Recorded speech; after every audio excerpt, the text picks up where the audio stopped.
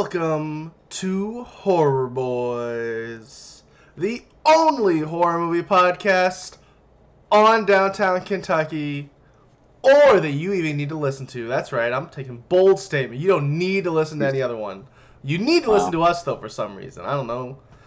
My life depends on it or something. Don't let me die. I don't know.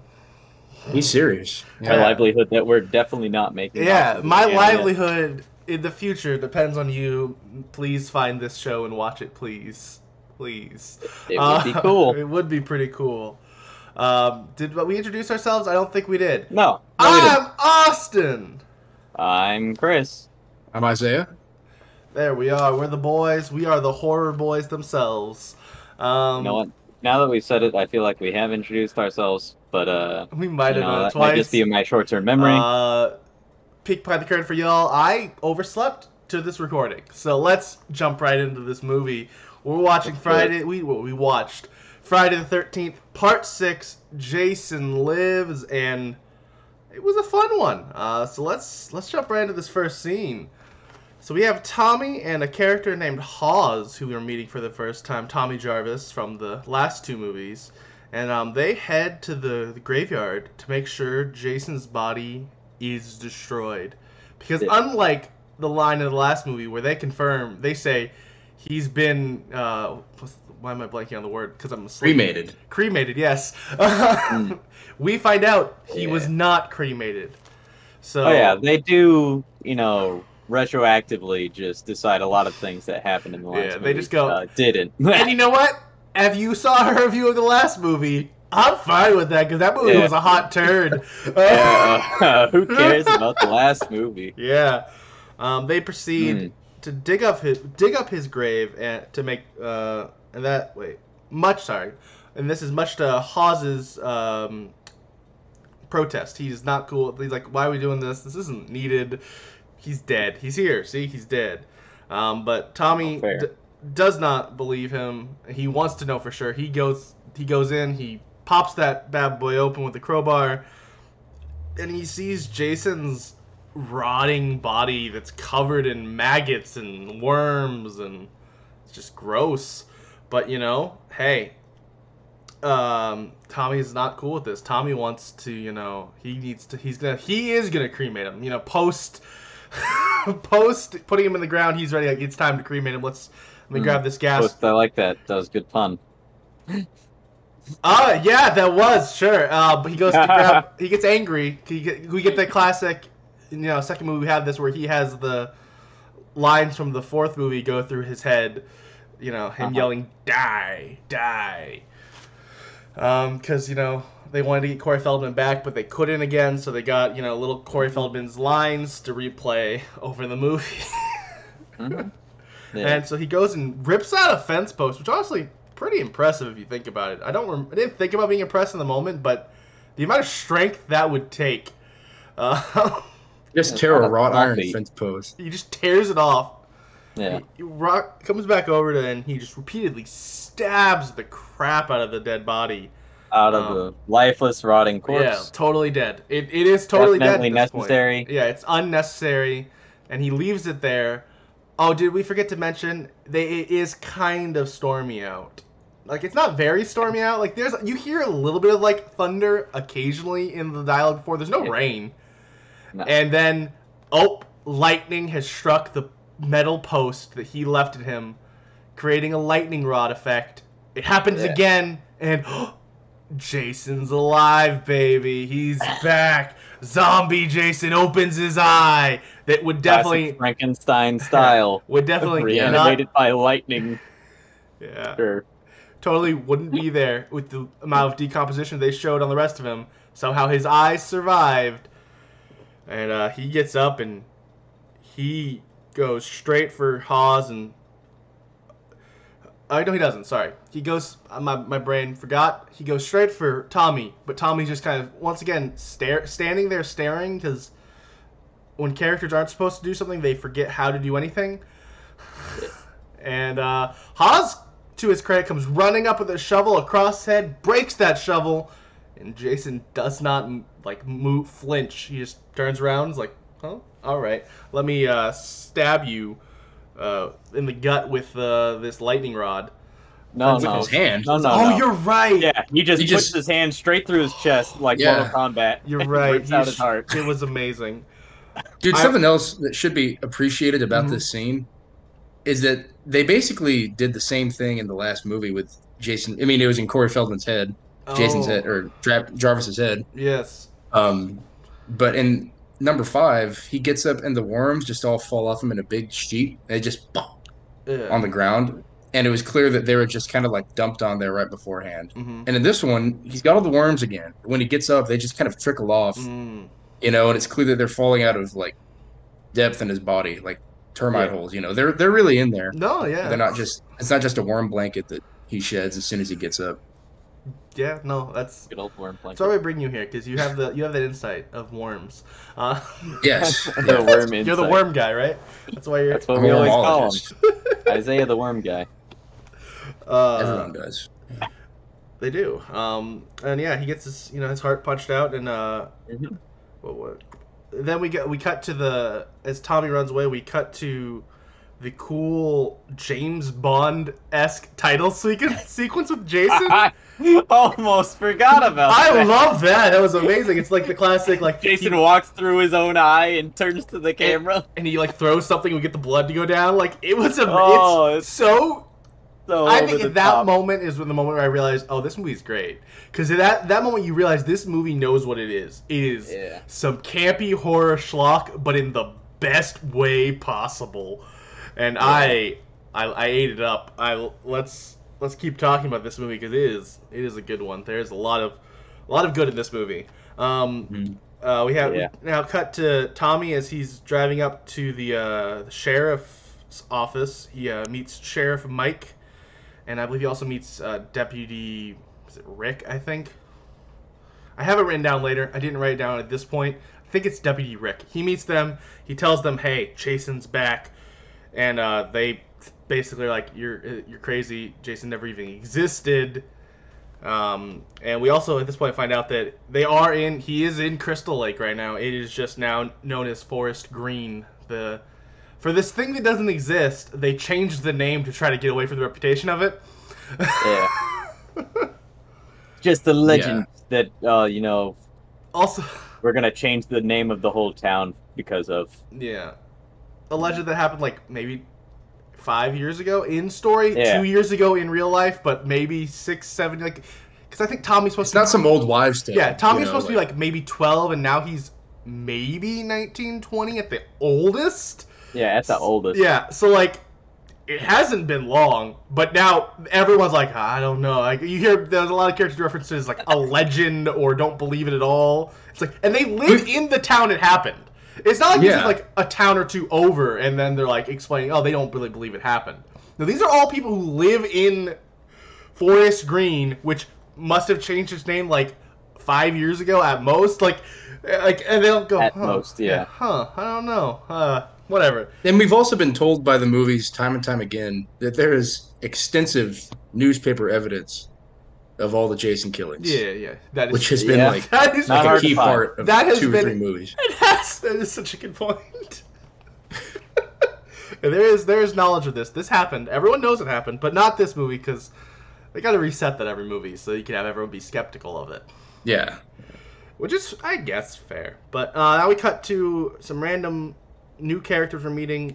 Darren and Lizbeth. We don't find out that's their name for a while, but we just have them show up and they're just driving and they see Jason off in the distance and they first try to back away, but Darren's like, nah, let's run at him. He'll run away. He shouldn't. And so he does. They go drive towards him, play some chicken, and Jason doesn't move at all. They get like 2 inches from him. And Darren is really mad. She calls him, hey, you're not Dirty Harry, but he gets out with his little pistol anyway and points it at Jason, and Jason's like, what? And he goes to shoot him and does nothing because, of course, it doesn't. I think he might have even missed. I can't tell. I can't remember for sure. I think it's as like, he shoots him, like, Jason just puts the fence post through his heart. He, like, skewers him. It's a fun kill. I will say about this movie, the kills all are kind of fun, but not nearly as graphic as the other ones, like the good ones. And 4. Like 4 specifically. But I don't think the movie really suffers for it. Like, there's a lot of these not super bloody kills, and like the movie's funny, which none of the other ones have been. Like, this movie is really like, we'll get to some moments where you're like, oh, okay. Like, it pulls it off. Yeah, when we get to like the character Martin, he is just there to like look at the camera, and I love it. But yeah, there's a really good Martin. Yeah, he skewers him, and Lisbeth, she tries to run away, falls, because it's a horror movie and you have to trip and fall when you're running away.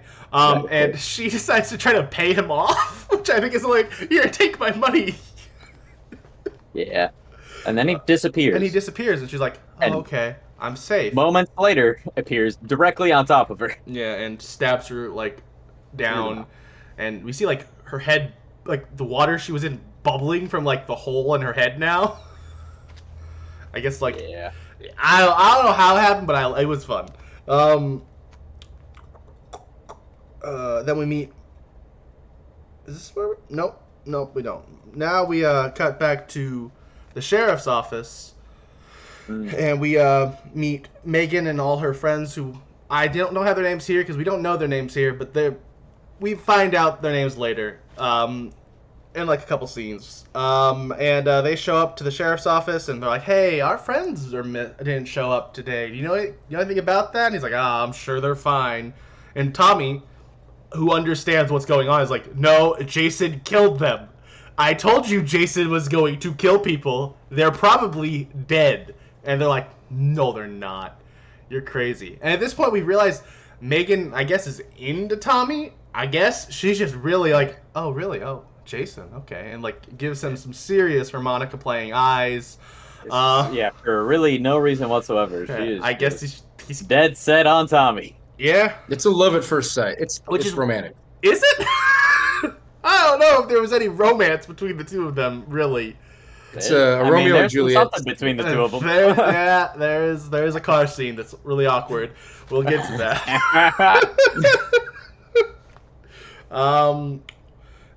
Sheriff Mike doesn't like that his daughter was obviously infatuated with him, so he's like, "Hey, I'm going to escort you out of town. I don't like you here. You're definitely dangerous." And then we cut to Martin for the first time, who is this old kook who is, filling. I guess he works. He's like the Undertaker. He is the groundskeeper. Yeah, the groundskeeper. Yeah, and he starts trying to refill this grave, complaining about it, and he gives this great line that says, "Picking up Jason, and not even putting the foot back in, right?" Yeah. Oh, wait, no, that's later. I don't remember. It is the later. Yeah, and then he goes. Are you talking about his like theatrical aside to the camera? He looks straight at the camera and goes, and delivers that line. "Some people have a weird taste in entertainment." It's such a peanut gallery theater moment. But it's so good. Yes. I'm like, oh, I do have a weird taste in entertainment for liking this movie. You're right. Like, you got me, movie. Roasted. Yeah, and then we cut back to, we meet some of the other characters. We re-meet them. We already met them a scene or two ago, but we're getting to know the camp counselors. We still, I don't think, learn any of their names in this scene. Like, eventually we find out it's Court, which is the dude, which is a weird name for a dude, but whatever. We got Court, we got Paula, and Sissy, I believe, are the other counselors that we meet with Megan, who are just kind of having a little conversation about how, oh, what about if Jason is real, kind of a conversation. And then the kids show up. This is the first movie where there's kids at camp. Dude, that is a huge variable. As soon as that bus rolled up, I'm like, what? Yeah. They're here? Are kids about to die? Yeah, yes. Spoiler, no, because apparently Jason also doesn't end up killing children. I think he would have. There's definitely points where, he looks like he was probably going to. He just doesn't have the right opportunity to ever kill children. And he does. But and unlike, boy howdy, does he come close a few times. And I feel I feel like with the other characters, he had a passion to make sure they died. I feel like he was more like, I guess I'll get to the kids. Oh wait, there's some cops here. I guess I'll kill them. I'd rather kill them. I'd rather not kill the children. But that's a little bit later in the movie. And then we meet some throwaway characters. We meet Stan and Larry, who are playing paintball with their it's like their company paintball trip. Yeah, this whole entire scene is pretty much just there to set up Jason getting his machete Pretty and much. also like a tool belt of murder. Pretty much, yeah. Yeah, they're playing. Jason's just kind of watching them as they walk through playing paintball, complaining about how, I'm sure so and so is already out already. And then we cut to the next scene where there's this girl with them, who she never gets a name. But we at this point find out that all of these executives are all sexist and hate that she's there. They're just like identical. Yeah, they're like, oh, dang, women being on this, I can't believe we'd let her come. Because she was better than them. And yeah, she was destroying everyone. Yeah, then one of them gets, impaled on a tree, kind of, and leaves his bloody, smiley face on the tree after. And it's just like, alright, okay, alright, bloody smiley face. I see where we're going with this. Alright, I'm fine. That was a random unnamed exec who was just also mad about her being there. He was angry and hacking stuff with his machete. Yeah. This is the guy who drops his machete and his presumable random murder tool belt. And then we cut to another exec who we do find out his name. His name is Roy. He's definitely weird, and he just bumbles around for a little while, and then he loses his gun, and then we cut back to Jason as he drops out of the tree and gets Stan, Larry, and the woman's heads just chopped off. Just whoosh, chops off their heads. Or at least that's what it looks like. I can't tell if it was supposed to chop. He kills the woman with the other two guys. I think the other two guys are kind of act like as a meat shield because they're in front of the lady. Because there is a shot of the lady standing behind them. I swear they all three fell down. We never see that woman again. We never see the woman again. We see Roy. Presumably, she is killed off camera. No, Roy is right behind them. It's that same exact scene. Roy watched this happen. I am 99% sure the woman dies in this scene. I am 99% sure she does not, because she is literally standing 10 feet away from the other two guys who get their heads lopped off. She was standing right behind them. And then, no, I know she was, and I was like, oh, surely they're all three gonna die. And then in the next shot, after he cuts off their heads, she's way, way far away. That's Roy. And then it cuts to Roy, who shoots him with a paintball, which we find out was a mistake, because then he immediately chases after Roy. That does happen, but I could be wrong, and there's no way to prove it right now, but I'm 99% sure she gets killed there. You see Roy in the distance, then they cut to Roy, he shoots her. But there's no way to find this, because we don't have time to go looking for the movie right now. We will just agree to disagree, because it really doesn't matter. Because even if she doesn't die here, we never see her again, so who cares where she dies? True. So then Roy shoots Jason with a paintball, and he runs off, though, at this point. He actually escapes for a little bit, for a scene. Actually, I don't think he does. We just never see him again, and then he's dead. I think we might see his head later. I think his head rolled... Yeah. We don't see Roy die here, but it's implied that Roy dies here. You see him running off, and you're like, oh, okay, we're going to get to see Roy's death scene later. No, you don't get to see that. It's not important. Which, to be fair, it isn't, because Roy isn't important. None of those execs were important. No. They were this movie's new group of... there for the machete. Yes. They were the banana eaters of this movie. They were very much... Yeah. Or, that's a good example. And then we go tomato to... squeezers. Yeah. And then we have Tommy and the cops are getting in a chase as Tommy is not following their instructions, and as Tommy is leading them to Jason's now reburied grave. Oh no. And they have a whole discussion about how it's buried, and they're really disappointed, and then he yells at Martin unbury it, check it. And Martin's like, I'm not gonna do that. And he asks no one, because he's already been taken off, does he think I'm a fart head? And then we immediately cut back to kids yelling, yeah! Also, I would like to make a formal apology. I was wrong. I looked up the scene, and all three do get their heads lopped off. It is Roy standing in the distance. I know. Well, I'll accept your apology. Very noble of you. I forgive you. I made sure to do my research. I just thought it didn't matter. I could have been like, I'll prove you wrong. I had to know. Yeah, and that's fair.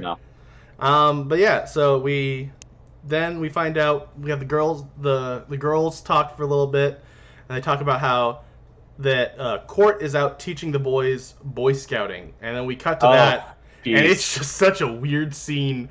Like, I didn't write a lot of notes about this scene, but he's just kind of like, oh yeah, then your mom follows you, and these rocks show where your dad is. Like, what is he talking about? He obviously. And then after you find the rocks, you destroy the pile so that your mom can't find you while you're looking for your dad. Yeah, because they got in a fight, or so. It's like nonsensical, but it's all right. Really bizarre. Yeah, that's it. And then we cut to nighttime, and we have Martin is stumbling around drunk, singing to his bottle. Yeah, he is. And at this point, we meet two random people, because when in doubt, we need to meet random people. We meet Steven and Enid, sorry. Annette, even. That's what I can't remember what I wrote here. Here's the thing, I have horrible spelling. So I just guessed how to spell this name, and I was like, I don't know what that's supposed to be. Yeah, so Annette, even.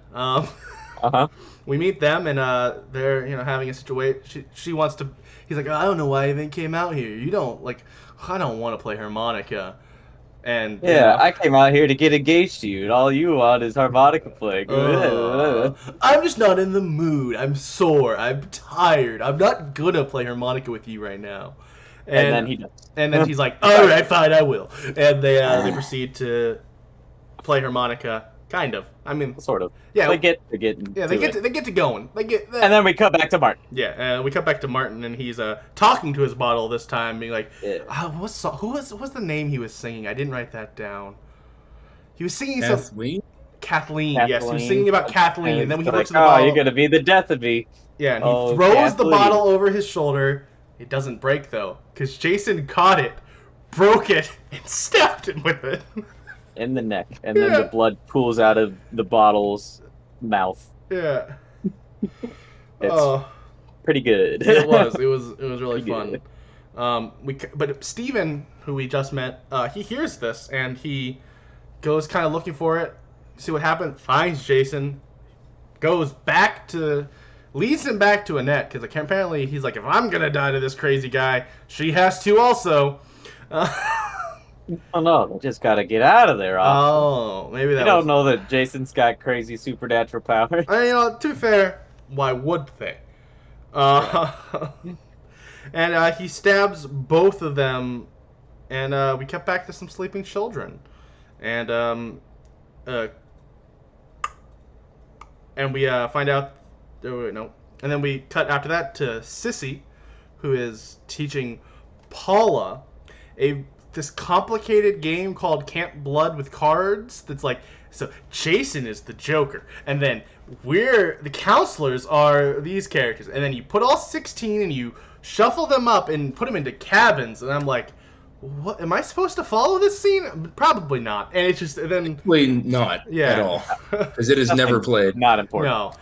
Then we hear a kid screaming. Oh no, Jason's at camp. No, he's not. This little girl, she just had a little nightmare, and she's, I believe this is the point where, is it Paula? Is that later? Where Paula gives her, but is it later or now where Paula gives her the little, I don't know, there's some point where I don't advice? The advice about how, the next time you're scared, just, close your eyes and say a prayer. That's what I did when I was little. She does give that advice, and it doesn't come into play until later. It doesn't come play, okay. But it is definitely foreshadowing. Yeah, it is definitely foreshadowing. And now we cut back to Court and Nikki as they're playing fully clothed harmonica in a Winnebago. Just some rock music. Yeah, because this movie, which I don't have a problem with that, but this movie said, nah, no boobs. No nudity in this movie. We decided we don't need it. And it's like, and here's the thing, it doesn't need it. Like, it's fun, I don't think it matters, but this movie definitely went, no, we're not doing that this time. You don't need it. It's totally ridiculous and over the top in every way. In comparison to 5, which was like nothing but nudity. Yeah. Probably a good 30% nudity. It wasn't that much, but it was way too much. It probably was actually 5%, which is insane if you think about a movie having that much nudity. There was a lot of nudity in the last movie, and this one went none. And you know what? Good for them. So then Jason, he pulls the power, and Court, he does the classic horror move. Power. He like pulls the plug. We see him do that, and then we learn that he like chops it. Yeah. For good measure. Yeah. When in doubt, chop. And Court goes to turn on the lights, and Nikki goes to follow him, and they just find out the power's gone, and they're like, oh, okay. You expect that to be where they die, because the old trope of going to turn the power back on normally immediately leads to your death, but it didn't. They get back in their Winnebago, and they start driving off, and Court is driving kind of recklessly, and Nikki keeps stumbling over, and she eventually flip back onto her head on the bed. Like, she's safe, but it was just like really like dramatic, the amount of jostling she was getting from his driving. Apparently very reckless on the Winnebago. Or maybe she's drunk. Who knows? I mean, she was sleeping with Court. I mean, her playing harmonica with Court. Yeah, there was no sleeping involved. That's true. Only harmonica. And then at this point, she kind of starts like, I'm gonna start driving. She's gonna start walking towards him, and Jason pops out of the bathroom. Surprise! Pulls her in and struggles with her for a really long time, so we can have this pushing her face through the wall of the bathroom, leaving a very defined imprint. Molded scream. Yeah. On the other side, on the outside of the Winnebago. It's great. I love it. While that really long struggle was happening, though, Court was just yelling like, "Oh, should I join you back there? Oh, you taking a poop? Can I watch? Can I watch you poop? Hey, baby, you can watch me poop."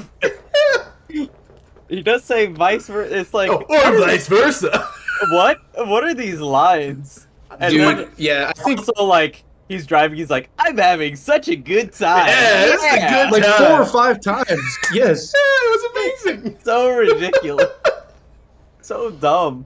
It's so stupid. And then he ends with, I don't remember if he's like trying to talk. He's talking to Nikki, he thinks, and he's like, "Oh, you gotta hear this!" As he goes to turn up the song, and he gets stabbed through the ear by Jason. And then because of that, the car it's now out of control, and it does like a cool like flip onto its side, and Jason leaves. Just like.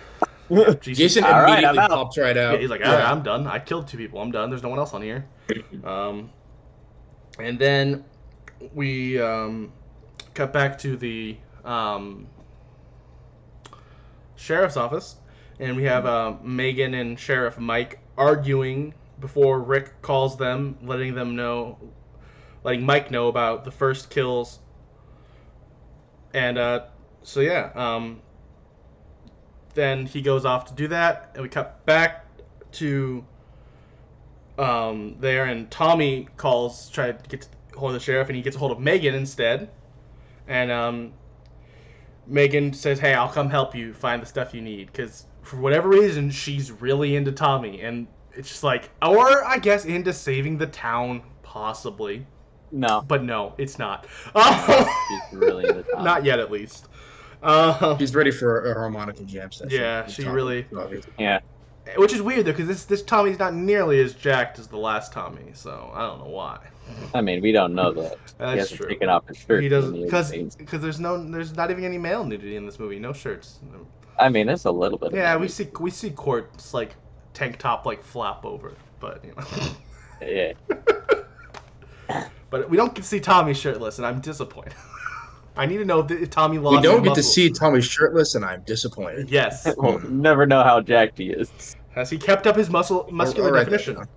And Megan goes to pick him up, and then we have Jason. He's showing up at Camp Forest Green, and then we cut away, and we have the sheriff finding Roy's dead body, and I think it's Rick, or it's some other random cop who doesn't get a name, goes, "Well, I mean, this is obvious why it's happening today."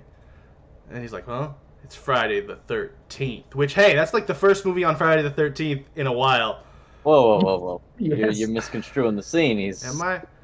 Tommy or Officer Mike is like, oh, this Tommy kid sure does want us to believe that it's Jason who did all this. And then the other guy's like, yeah, and he sure did pick a good time to do it because it's Friday the 13th. Sure. Yeah. Jarvis lands in this weird Kafka trap where, like, the more signs point to Jason, the more the cops are convinced that it's the not opposite must be Jason. true. Specifically, Yeah. like, the sheriff is, and everyone else just kind of Yeah. falling in line. Sheriff Mike's Yeah. like, my daughter gave harmonica playing eyes to this man. He is evil.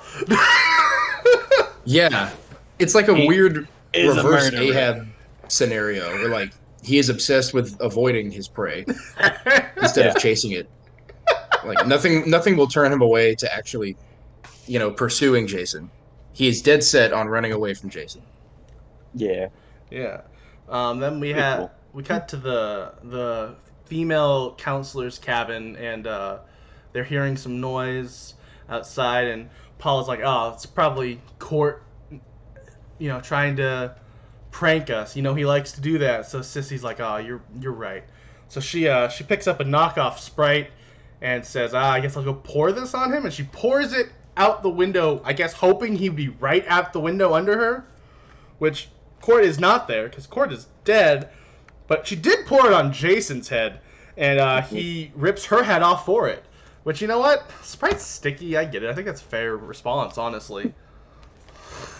So yeah, she is now headless.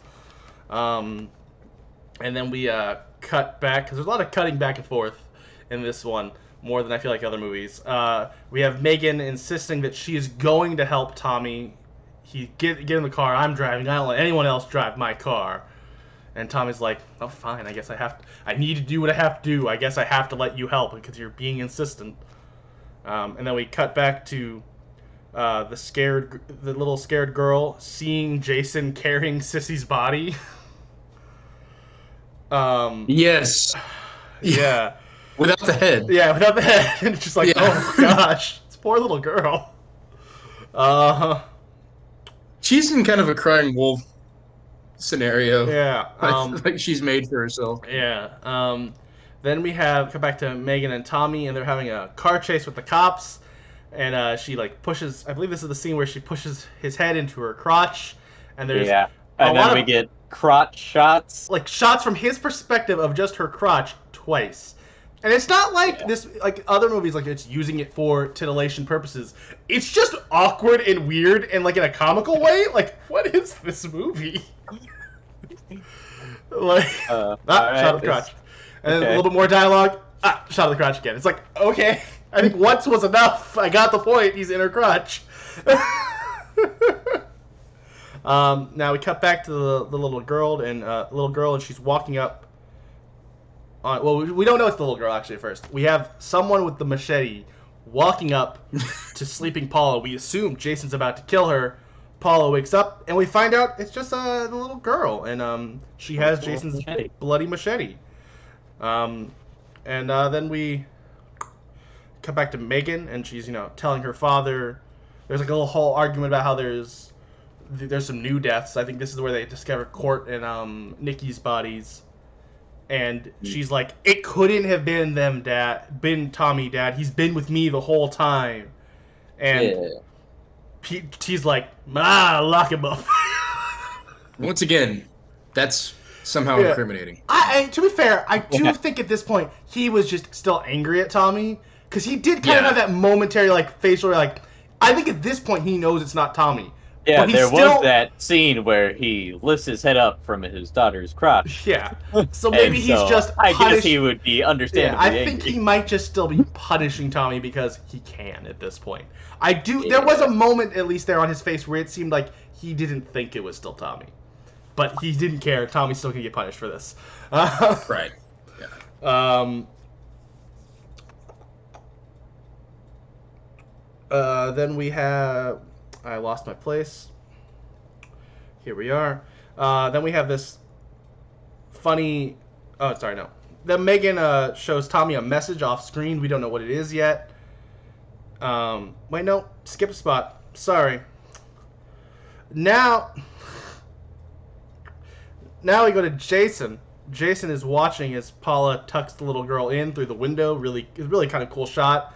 Like I think this is where she tells her the line actually about it is. Close your eyes. That's what I did as a kid. And then it cuts to him like just looking at them. Yeah. And then she goes back to her cabin, and she goes to try to make a phone call. Finds out that the phone line is down. Gets scared by the wind because the wind is always on Jason's side in these movies. He is a force of nature, just like wind. Yeah, the wind blows the door open. Yeah. Or blows it closed. Yeah. No, I don't know. It's open, it gets blown closed, she gets scared by it. I think at this point I also got scared by when Jason came through the window, or the door, because I wasn't expecting it there. I was expecting them to do something slightly different. But yeah, Jason shows up, he cuts her in the stomach, some blood splatters on the window, and he throws her through a different window. It shatters, and he pulls her back in. And then, apparently we find out later, dismembers her beyond belief at this point, because the amount of blood that is in this room next time we cut back to it. It's kind of crazy. It's inhumane. Like, the entire room is and not inhumane's not the right word, but like an inhuman. Like, it's not possible, the amount of blood that is in this room when we come back to it. Apparently a part of Jason's supernatural and spectacular powers is the ability to make people bleed more than they should be able to. Sure. Blood proliferation. Yeah.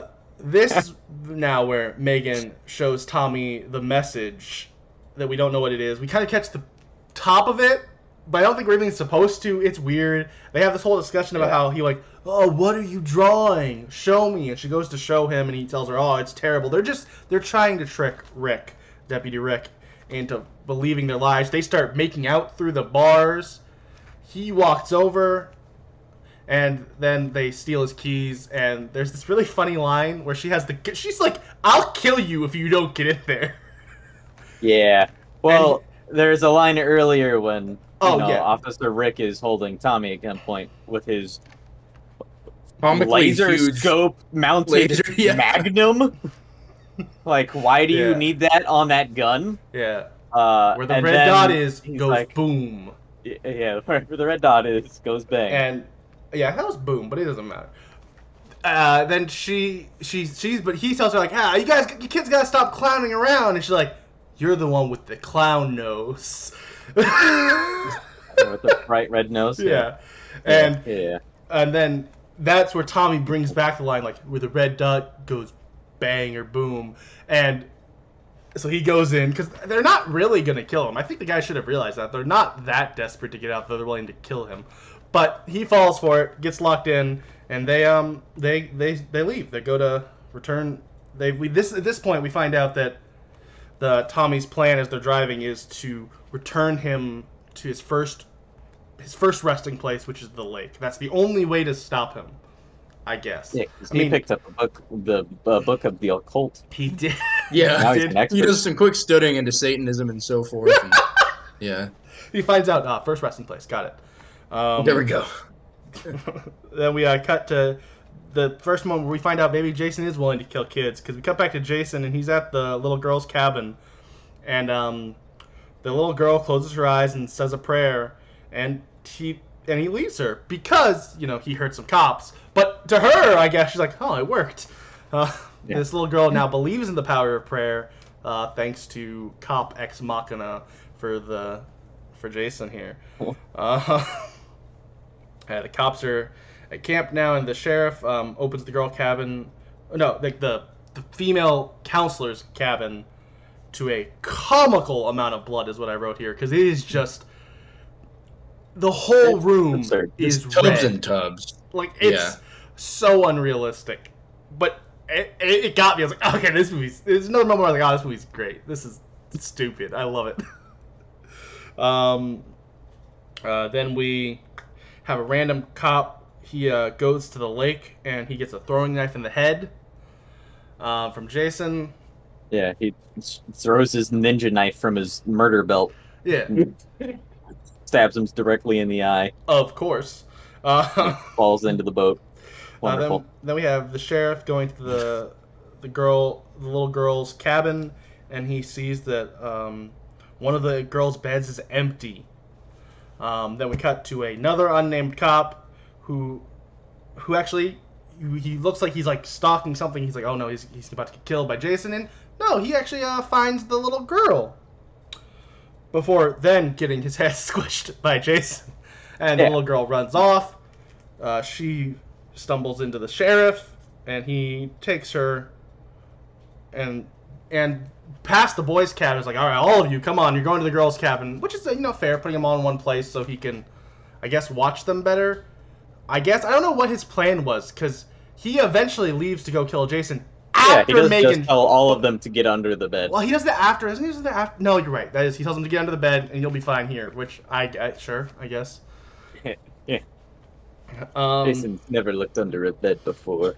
We know this for a fact. As long as you don't pee because of a rat, you'll be fine.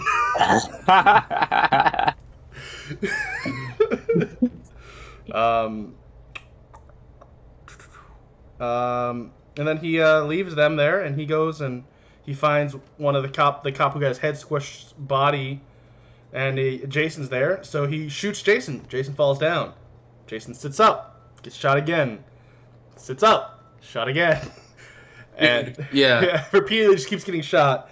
He does the hokiest like spaghetti western pratfall on the second shot when he like gets tossed back and decides to go for like a full roll afterwards and does like a good 360 roll on the ground before the final flop. Yeah, and then he gets shot like one or two more times. Yeah, and then Tommy and Megan show up at the camp, and then we come back to Jason continuing to chase the sheriff. Then we cut back, because this is the point of the movie where they just like, all right, cut back between the scenes, back and forth, back and forth, back and forth. Tommy runs to the docks to prep his plan. We cut back to the sheriff, who is doing the classic Friday the 13th, playing hide and seek with Jason. Someone's got to do it in every movie. Megan goes to look for her dad. She's talking to Tommy. Tommy tells her, go get your dad's radio to find him. And she's like, oh, okay. She goes to his car. And this is the only time in this movie where Jason moved a body somewhere. We find Sissy's, just her head is in her father's car. That really freaks her out. Yeah. She runs and then goes to find the kids in the cabin. I think possibly. She goes to she tells them they'll be fine. And then we have this really funny scene with these boys just like being like, oh, we're dead meat. And well, what did you want to be? What did you want to be when you grew up? It's like they'll resign to their fate. Like, no, we're dead.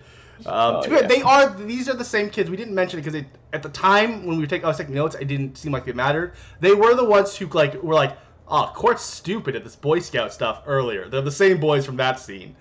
And then Jason shows up at the kids' cabin again. Definitely is willing to kill them, but Megan gets him to come get her instead, and he's going to smash her head, but Tommy starts yelling for him and coerces him towards his boat instead, and he's like, all right, yeah, that's fine. It's true, I do want you. You're right, my bad. You were the one who killed me. Oh, you killed me! Then you brought me back and didn't let me kill you. What the heck? So he goes off towards him. He starts walking in the water, and he eventually disappears into the lake. And Tommy, I guess for the sake of trying to force him out of the water, but realistically, just so we can have a really cool set piece, Tommy pours gasoline around the boat in a circle to make a burning ring of fire. Yeah. And at this point, big Johnny Cash fan. Yeah, he is a big Johnny Cash fan. And then Jason pulls Jason from the first movie, and he jumps out of the water from behind and grabs Tommy. But he doesn't pull him into the water. He just kind of pulls him down onto the boat, and they kind of tussle for a while. And eventually Tommy gets the upper hand, knocks him off. And he's kind of looking around, oh no, where's Jason? And then Jason pops up again, and he breaks the boat. And during this breaking of the boat, Tommy's able to, I guess, get the chain around his head. Because we forgot to mention that his plan was to keep him under there was he had this chain on this rock. This giant rock, totally old mobster style to keep him under. Sleeping with the Yeah. fishes. Eh? So he gets it around his head. They Lake. start sinking down, but Jason, Tommy didn't get away here. Jason starts choking him, and Underwater. yeah, he's choking him under the water because Jason doesn't need to breathe. He's Jason. Yeah, he's he is undead. He is a zombie at this point. Does not care, and so Tommy. It seems Tommy's been choked out here, and he floats up to the top, presumably dead. But Megan is just, I guess, so distraught over this, or hopes he isn't dead. Chases after him here. Super in love with him. She is super in love with the idea of being with him for some reason. Because she hasn't really had a relationship with him, really. So no. She goes off into the water to, I guess, try to save him, even though he looks dead. And she gets in the water, and Jason grabs her foot. And she's struggling, and eventually she's able to get to the boat's engine, yeah. And it just, the little rudders there repeatedly hit Jason in the head, face, something. It's kind of awkward to tell what it is. Yeah, it hits him into something. It looks like it's the front of his face. In the later scene, when we just see him floating in the water, he looks completely unscathed anyway. Also, there are shots where they cut to full face shot, 6 inches away from his face. But then when we cut back to when the rudder's there, it's right in front of his face. Yeah, and in front of his face. Yeah. And that takes a long time, so at least for the first minute, it's not chopping anything, it's just kind of yeah. Just slapping him or something. I don't know. Yeah, I don't know what really was supposed to happen here, but it seems to snap his neck. Yeah. But boy, did it happen. Yeah. And she's able to escape, and she takes Tommy's dead body to shore. But oh wait, Tommy's not dead. Tommy's alive. And yay, everyone's back, and Tommy's really I did it. I took Jason out. Then we get once again, this movie likes to pay homage to itself. We get that classic, very slow shot on still water before cutting to a shot underwater where we see Jason's lifeless body there. And we get closer and closer to his eye again, because this movie had a lot of theming around Jason's eyes for some reason. And we see that his eye is still open. Jason lives, if you will. Still. Yeah, still. Jason still lives, and that's the end of the movie. I believe at this point we cut to the closing credits, which have the Alice Cooper's original song for this movie, "He Lives," I think is what it's called. And then we have credits, and the movie's over.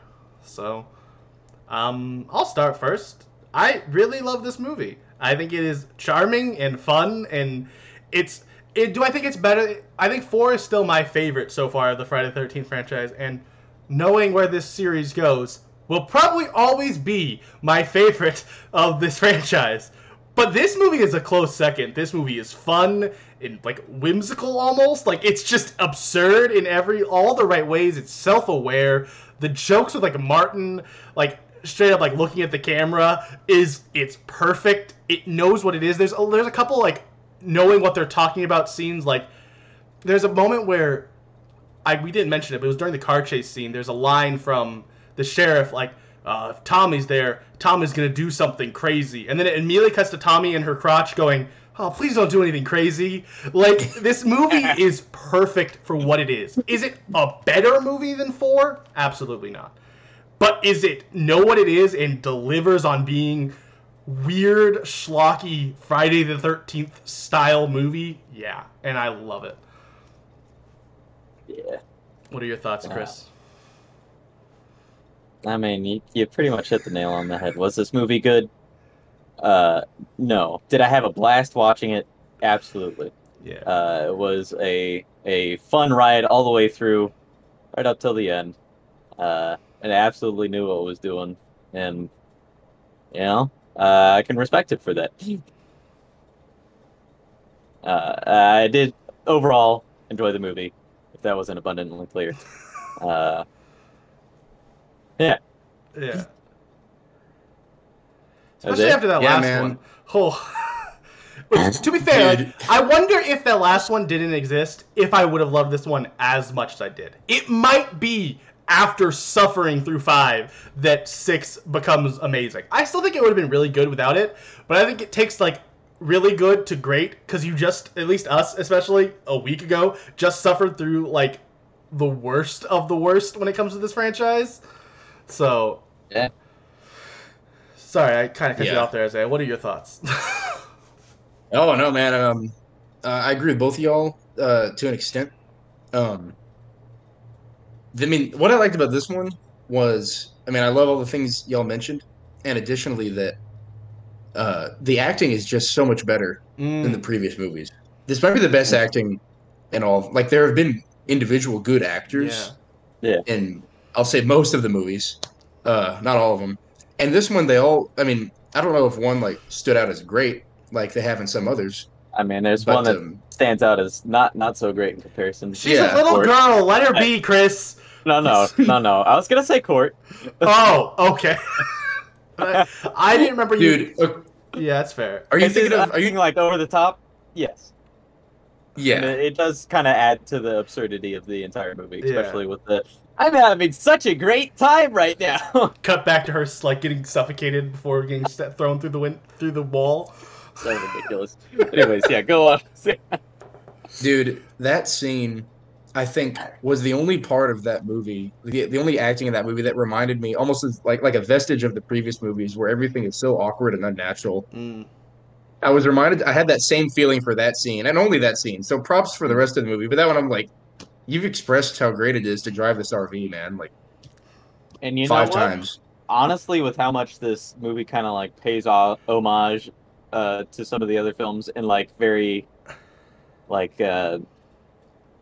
tongue-in-cheek ways, I wouldn't be surprised if like the acting direction for Court was intentional. Yeah.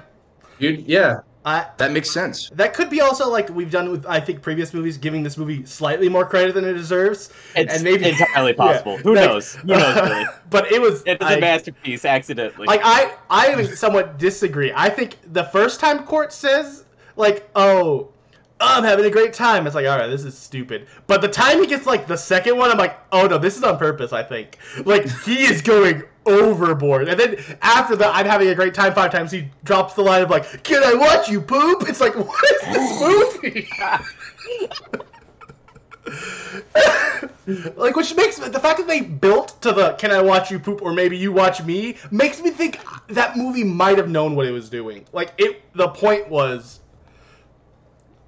like, let's make this character and this death as absurd as possible.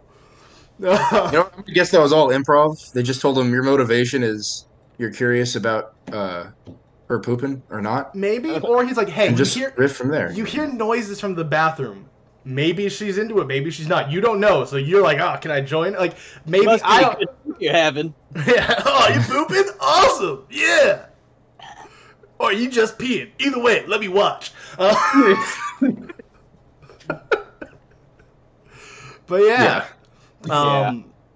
This was a joy. It might even technically fall into like my third favorite because I do really actually enjoy the first one as well. But man, is this not 2, 3, or 5? Dude, the last thing I expected was for this series to hit its stride at number 6. To be fair, I don't think it does. I think it has a peak at number 6. I don't know if it hits its stride. From what I understand about later movies, like next week when we watch Friday the 13th, Part 7, The New Blood. Like, I don't remember hearing great things about that one. I don't remember hearing as bad of things as 5, but we'll have to find out next week how that movie is. Will it be good? Probably not as good as this one, that's for sure. But hey, or maybe Isaiah is right and it has finally hit its stride, and the next 4 movies are going to be art house films. Yeah. You're probably not. We'll find out next week. Well, bye. Goodbye. See y'all later.